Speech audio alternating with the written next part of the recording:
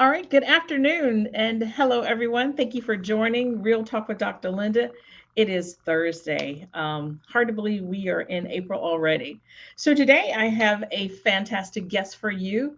Her name is Nita Beshear, and her company is I think I just forgot the name already. Oh, Adventures um, with Widows. And so she's going to talk to us today a little bit about that. So with no further ado, here is Miss Nita. Yay! Hi. Hi. I'm so happy to be here and I'm that so it's happy to have working. you here. Thank you, Linda. You're welcome. So, Nita, please tell the audience a little bit about you, what you do, and yeah, just give us a little bit about Nita. Okay, well, I am a widow. I'm also, that isn't usually what I lead with. I am a mom and grandmother of six, and I'm a writer. And after my husband died, I floundered. And eventually, I tried writing, and it just wasn't fulfilling everything. I still write, but Mm-hmm. I've gone into more nonfiction. And I was with a group of widows, and they would say, they would want to know how to do something. And I'd say, well, this is what I did. And I wasn't but about like 2 weeks ahead of them in the journey. So it wasn't like I was way experienced and they were brand new. Uh-huh. And one of them kept saying, you need to write about that. I was like, yeah, I know. And I did eventually write about it. But then I realized that I would rather talk to widows and tell them that there is life after death. I don't use that title Mm. either because that sounds a little weird, but there, But it's true. There is life after death. yeah, it is. We have a life after our husband's death, and we almost have an obligation to live a full life rather than to let our husband's death bury us alive. Mm. Right. So that's what I do. I either coach widows or I talk to women's groups about moving forward and taking the next step and living life on your terms. I mean, I like to go on adventures, thus adventures in widowhood. Okay, But so that makes sense now with your title. yeah, but it doesn't have to be a big. You don't have to climb Mount Everest for it to be an adventure. You Right. know, you could start your own business. You could cook meals for your family every Sunday. I mean, whatever works for you, Mm-hmm. for the widow, so long as she's just not wrapping herself up in misery and not moving forward. Right. And Right. that's what I'm about. I want to help women move forward. Okay. So when you I take it so once your husband passed, then you had this epiphany to start Yeah, and work with I other was widows. I was a slow learner. It took me a while. And you have to remember, I'm going to use this excuse. We Okay. didn't have a lot of the internet when he died. I mean, we had it, it was here, but a lot of these platforms and a lot of these groups weren't really available. There was one, but I didn't resonate with it. And it was a good group. Um, Widows Wear Stilettos, I think was the name of it. Okay. Well, that's a little interesting. It was awesome. The lady that started it was awesome. It just didn't. I'm a country girl, and that just didn't resonate with me. Yeah. And you So probably don't wear stilettos. I have never worn stilettos ever in my life. I mean, I might have tried to wear my mom's when I was 5, but other than Right. that, yeah, no. So yeah, my idea of heels are like wedges. So I Gotcha. don't. But and she was the only thing that was available that I had even seen. Right. And and then, I floundered a little bit longer and I realized, there's a lot of us out here and we don't all wear stilettos. So, you know, maybe I can help some of the barefoot widows. Got it. Got it. So, well, thank you for sharing that, Nita. So, for the individuals that are listening, whether widow or not, there's still adventure. There's life after death, Mhm. irregardless. Whether you're a spouse or it's a child or family member or parent or A whatever. sibling, yeah. I Yeah, mean, and whatever. and the pain is the pain, and it Right. doesn't matter. I've heard people say, she can't compare the death of her brother to the death of my husband. It's like, why? If it hurts her, Right. it Yeah. hurts It's a her. different type of pain, but it's still pain. It is a different Yeah. kind of pain, but I mean, even widows have different kinds of pain. It Right. depends on the relationship, it depends on your personality. Mm-hmm. So, pain is pain. And if you're going through any kind of a trauma, especially the trauma of death in your life, you know, if it's your best friend or your whatever, there is Yeah. life, and you honor them by continuing to live. Right. Yeah, it is. Yeah, I can totally relate because and I told you last night, I'm a breast cancer survivor, but one of the things that was traumatic for me during like a week after my surgery was my mother passed away. Oh, yeah. And The so, timing there. Yeah. yeah, the timing was not great. And I had to call my physician to get permission to travel to Virginia to go to the funeral. And it was Mm. just, that's a pain that I just don't want to ever have again. But yeah, I can totally understand because it takes time to recover. It does. And it takes, and, a lot of times widows hate to say they don't want to hear that they're going to recover. Because they're Right. like, and I remember thinking that. I remember thinking, wait, if I recover, does that mean I forget him? No. It's like, no, it doesn't. I mean, but I had to realize that. So, a lot of times like we say moving forward. I say moving forward because in that way you're not leaving them behind, but you are moving forward. Moving forward, right, Healing. I exactly. mean, I know they don't want to hear it, but you are healing. Yes, yeah, and it does take time. So, what are maybe two tips you could share with the audience around this healing process, Okay, or things that you've done? so for me, one of the things that I had to force myself to do was to get Mm, outside of my house. I had pretty much barricaded myself in the house or on my property. I was home before dark. The curtains were closed, the doors were locked. I was there. During the day, I would go out and do things, and I was like, you can't do this. You can't live like this. You have hmm. to live. So the first thing I did was force myself to get out of the house, out of even if it just meant taking a drive around it. I would say a drive around the neighborhood. Uh-huh. My neighborhood was several miles, so it was like, yeah, I was like, oh wait, I've never been down that road. Let's see what's down that road. And Right. that's the first thing is to get out of the house. Just you know, if all you can do is step outside and look at the sky, that's a Hmm. step outside. And then walk down to your driveway or get in your car and drive around the block or drive around your town or just Right. get out. And then the next thing is to start to interact with people Mm, because a lot of times we think that our friends have all deserted us. We talked about this a little last night. yeah. They haven't deserted us. They're just in a different place than we are. So it's important for us to associate. And for me, it was important to me to meet some people that didn't know me as a wit, that had not known me as a wife. They Got it. just knew me as me. Because everybody that knew me as his wife was like, oh, well, David, da da da da da. Like, yeah, but it's me. So Right.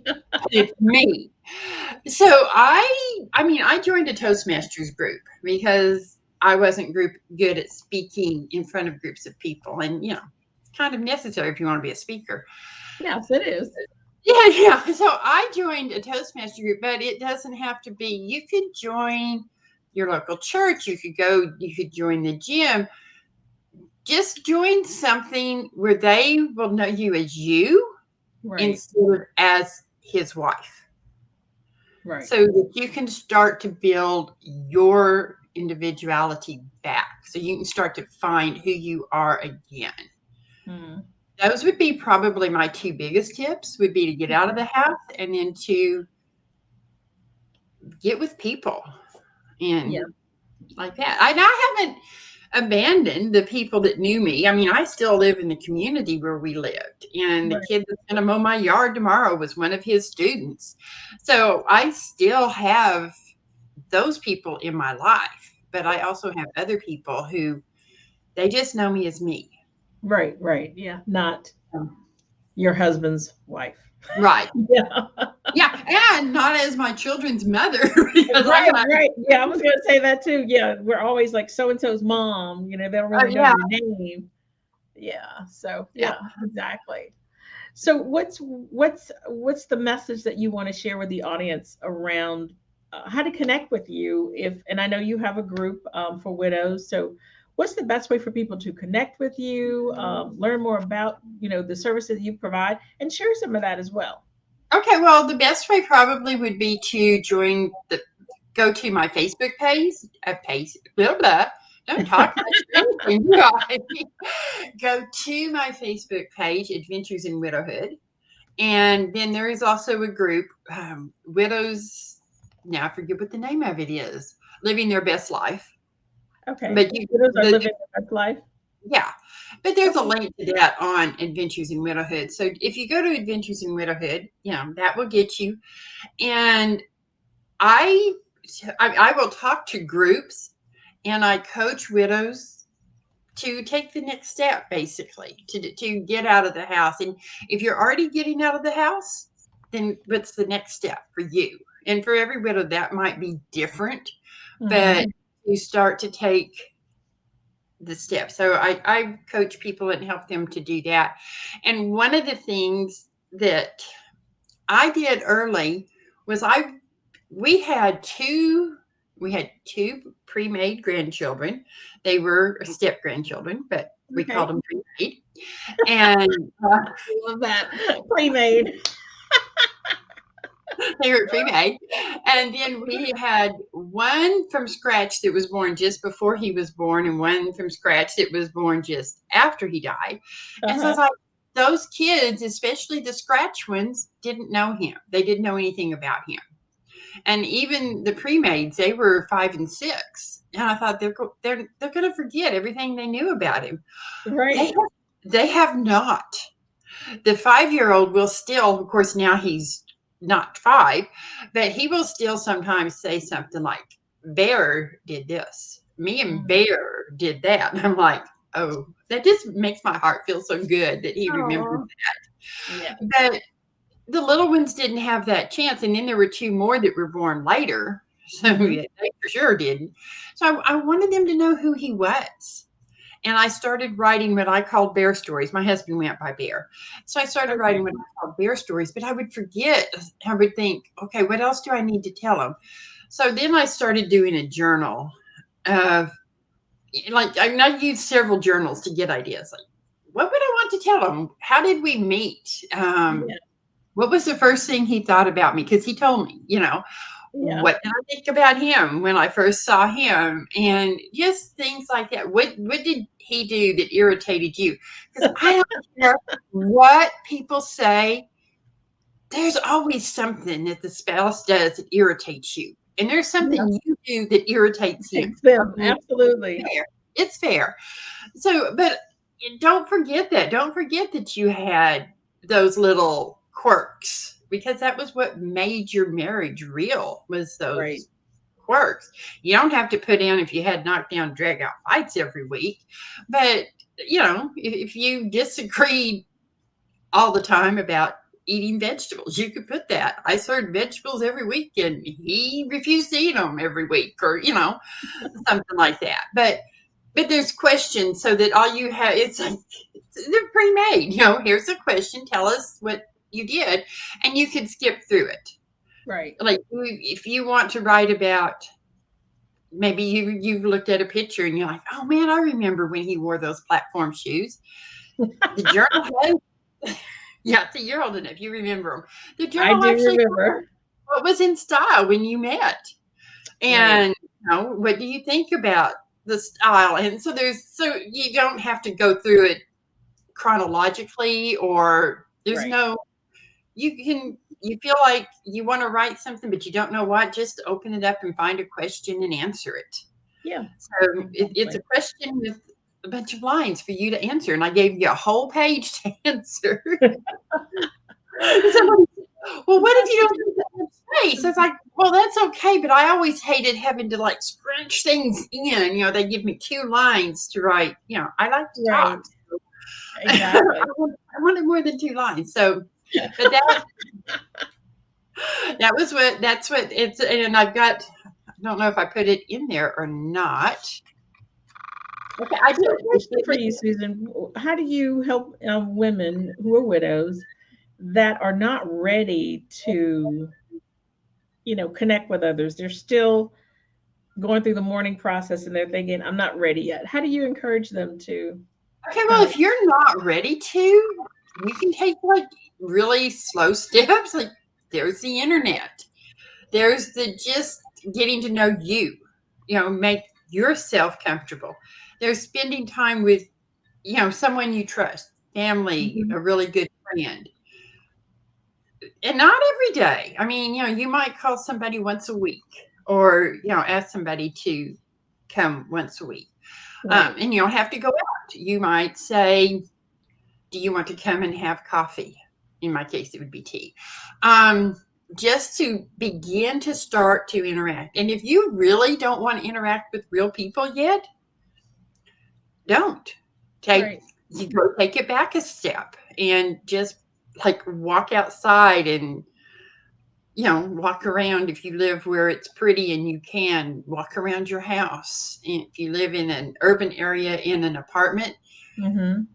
maybe walk out on the balcony or walk to a window and open, and look outside. I mean, take the steps as small as you need to take them.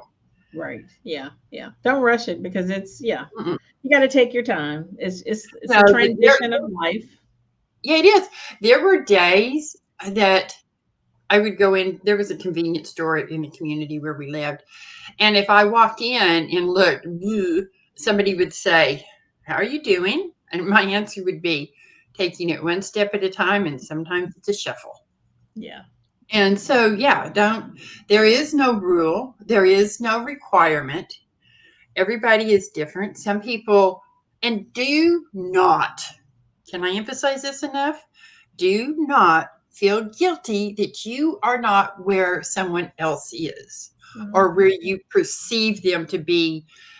Well, their husband died, 2 weeks after mine, and look, they're already traveling the world. Okay, that's them. That's Right. not you. If you don't feel like traveling the world, it's okay. You'll get Yeah. there. And it will You'll, be there when you're ready. you'll be there. And you may never want to travel the world. I mean, that might not be your thing. Hmm. So, but do not beat yourself up, guilty, and make yourself feel guilty because you aren't where you think you should be because somebody else is already there. Right. It you get where you will get there when you get there. Yeah. You know? I crack up a lot because now everybody knows where everybody is. The husband leaves work and he calls his wife. I'm leaving work. I'll be home in 20 minutes. And if he's not home in 18 minutes, she starts checking to see where he's at. Yeah. What's going We didn't on? we didn't have that. And my husband traveled a little bit for his job, and he would go. I said, "What time are you gonna be home?" He go, "When you see me walk in the door." Okay, good to know. But that's kind of, you will know when you're there because Right. you were there. And Yeah. so there isn't a timetable. Yeah. There isn't. Exactly. Well, that's true. I mean, everybody has to go with their own pace and don't rush it because grief is a traumatic experience, It and is. yeah, you just can't rush it. You just got to take your time, and when you're ready, move on. So thank you for sharing that. So can you share with the audience, like, if someone decides to join your coaching, what would they be getting from that? Okay, so I have a 6 week, it's hard to say 6 month, that's a long time. I have a 6 week, or I mean, even just a 2 week. If you just want to start and see Hmm. what you think. Where I will talk to you. You will come up with ideas, and I will help you come up with a plan of action. You can email me and text me throughout the 2 weeks and or 6 weeks, whichever one.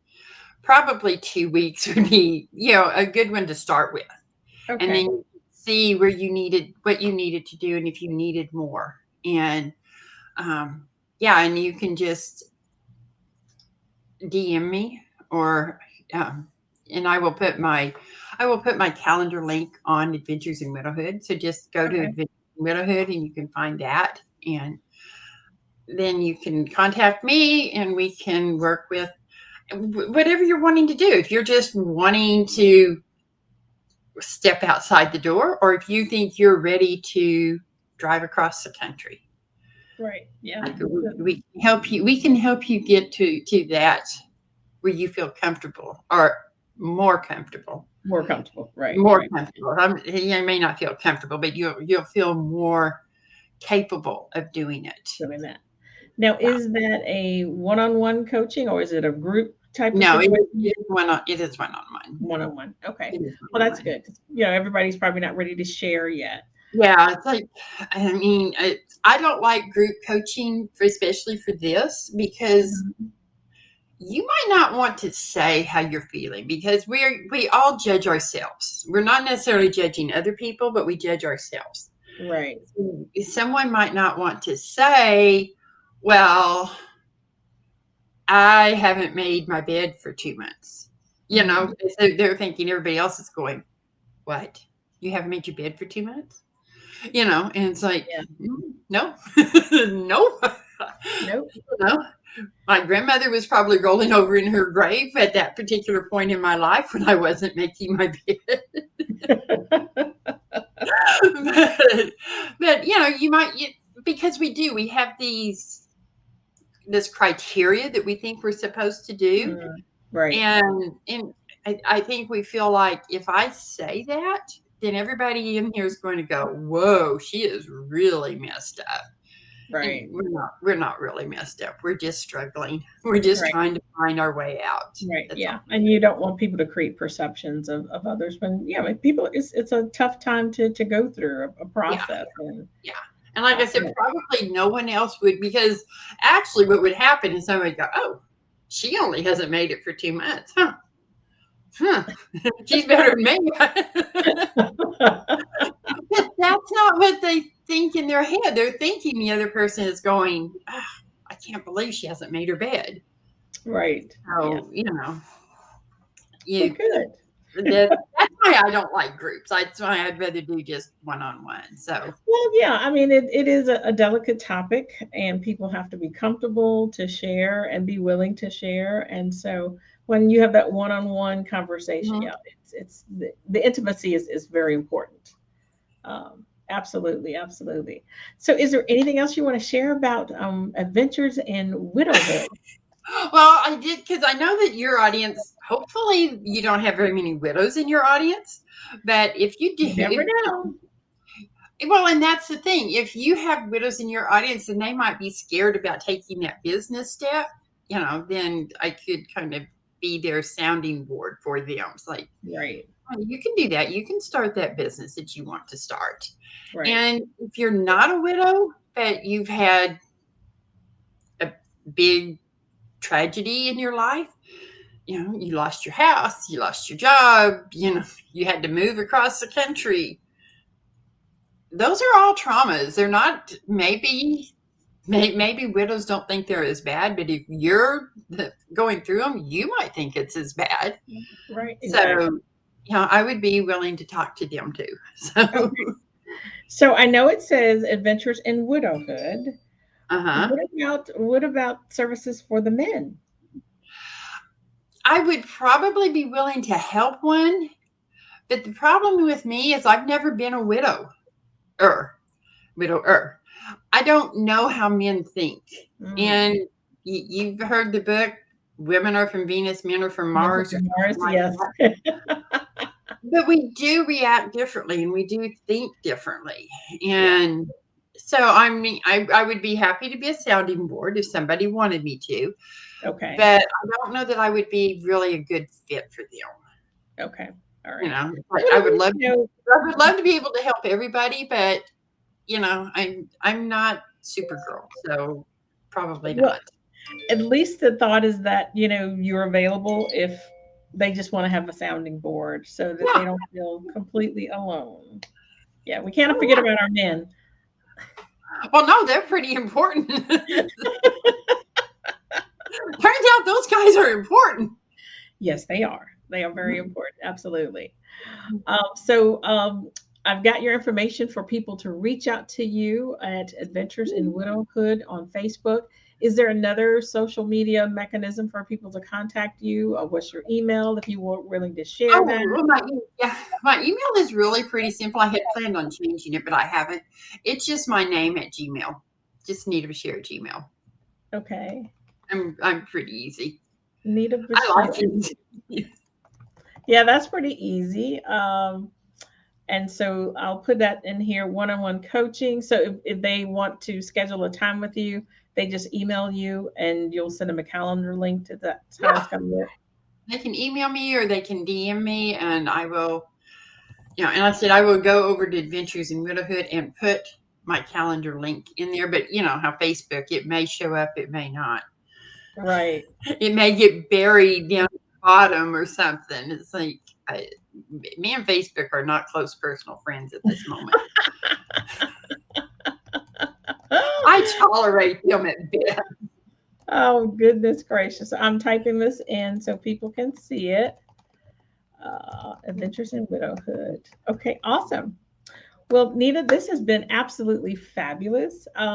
Any Thank parting words you. for the audience, for all the widows or individuals dealing with grief or transitions that you would like to share? Yeah, it sounds really corny. It's darkest before the dawn. No matter how dark it is, it will lighten up. It really Mm, will. And just hold on to that and know that at some point it will start to get better. mm. No, that's That's really good. Yeah, because people sometimes just need to have feel that and know that there is hope. right. Light at the end of the tunnel, whatever phrase you want to use. Yeah. They're not out there alone. Anita is there to help to I mean, provide some yeah. counseling, some coaching, to be a mentor, a sounding board. But just pick up the Mhm. phone and call her, or go to her website, Adventures in Widowhood, and she is the individual who can help you through this life transition. As hard as it may feel, or as bad as you may feel about it, it's like she says, It's there's like, yeah, I wish there had been, like I said, I wish there had been more available when my husband died, but yeah, or if I wish I had known how to access it if there was, because I was pretty much non-technical at all right, back yeah, back at that point, and I live in a rural area, so you know, people who live in more urban areas might feel like, oh well, I can just go down the street, but you might not want to go down the street. So right, exactly. You may you just want to pick up the have phone to and talk tell to me. someone. So you have to talk to me. So yeah, Exactly. Well, it has been an indeed great pleasure to have you on it Real Talk has. with Linda today, to sharing with everyone all that you can provide in your services. And so, if you're listening today now, or if you're on replay, do hashtag replay. But connect with Anita Beshear, Adventures in Widowhood. Um, Uh, believe that she can definitely help you out if you are in need of her services. So, thank you so much for joining me today, Nita. It has been a yeah, pleasure. it has been a pleasure. Thank you, Linda. Absolutely. Until next time, we'll see you all next Thursday on Real Talk with Dr. Linda. Bye bye. Bye bye, y'all.